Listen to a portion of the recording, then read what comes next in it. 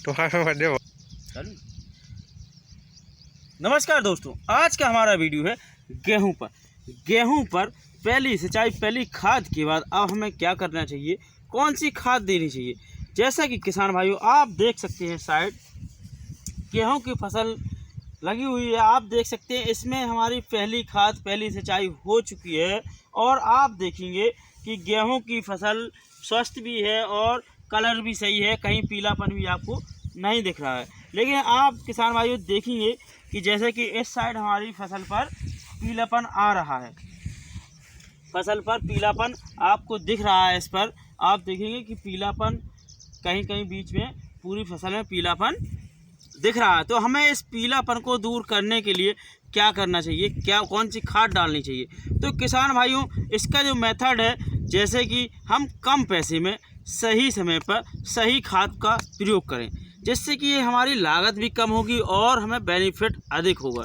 तो किसान भाइयों जो कि आप देखें इस अवस्था पर हमें ऐसा क्या देना चाहिए जिससे कि हम फसल से अधिक उत्पादन ले सकें।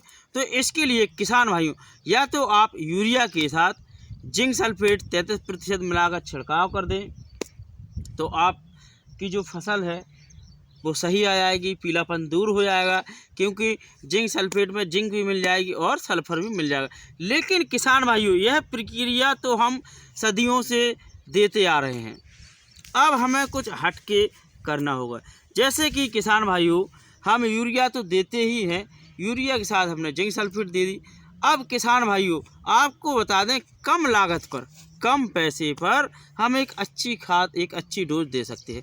जैसे कि NPK 19-19-19, NPK 19-19-19 जो मार्केट में आता है बहुत सस्ता भी होता है, 150-200 रुपये प्रति एकड़ के हिसाब से मिल भी जाता है।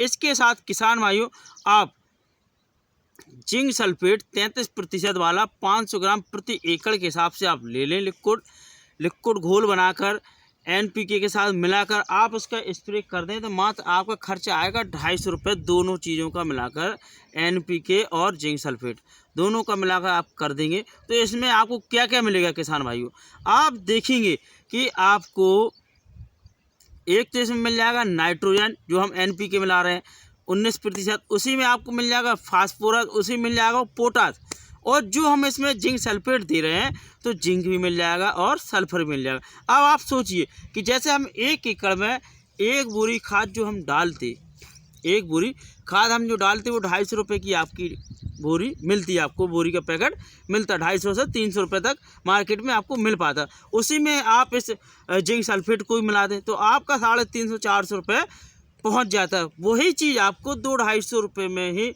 उपलब्ध हो जाएगी। और बेनिफिट क्या है, आपको फास्फोरस मिलेगा, पोटास मिलेगा, जो कि आपको 400 रुपये लगाने पर ना तो फास्फोरस मिल रहा ना ही पोटास मिल रहा है, और इसमें मात्र 250 रुपये तक ही पहुंचेगा खर्चा आपका, और यह 3-4 चीज़ें आपको उपलब्ध हो जाएंगी।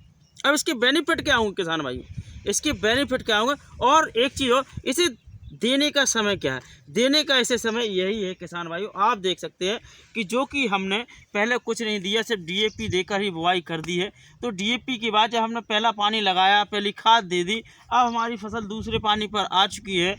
आप देखें अभी बारिश हो चुकी है, फिलहाल हमारे यहाँ पर ओले सोले भी गिरे हुए हैं। तो आप देखिए जब हमने इसे दूसरा पानी आ गया है, यानी कि लग चुका है या आपने लगाया हुआ है, तो इस पर जो हम खाद देंगे तो इसकी यही अवस्था है दूसरे पानी पर, जो कि हमारी फसल 60 से 65 दिन की हो चुकी है। 60 से 65 दिन में हमें NPK का स्प्रे करा देना है।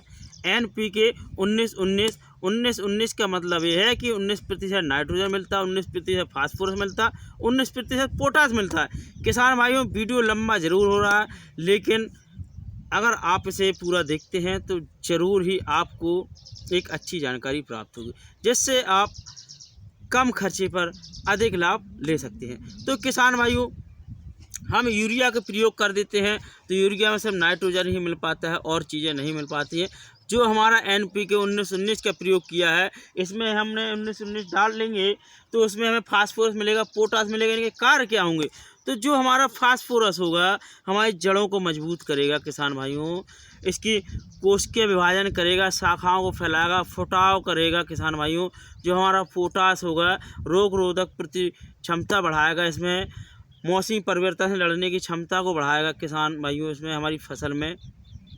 और हमारी जो फसल है किसान भाइयों एक स्वस्थ होगी। इसमें जो जिंक भी आया है, जिंक हमारे कल्लों की संख्या को बढ़ा देगा, पीलापन को ख़त्म कर देगा। जो सल्फ़र आया है, सल्फ़र भी एक टॉनिक का कार्य करता है और इसमें सल्फ़र फंगिसाइड से लड़ने की फंगिसाइड का कार्य करता है, जो कि फंगिसाइड से लड़ने की क्षमता बढ़ा देगा इसमें और कीटों से बचाएगा। तो किसान भाइयों इस तरह से हम कम पैसे पर दूसरी डोज दे करके अधिक उत्पादन अपनी फसल को स्वस्थ कर सकते हैं।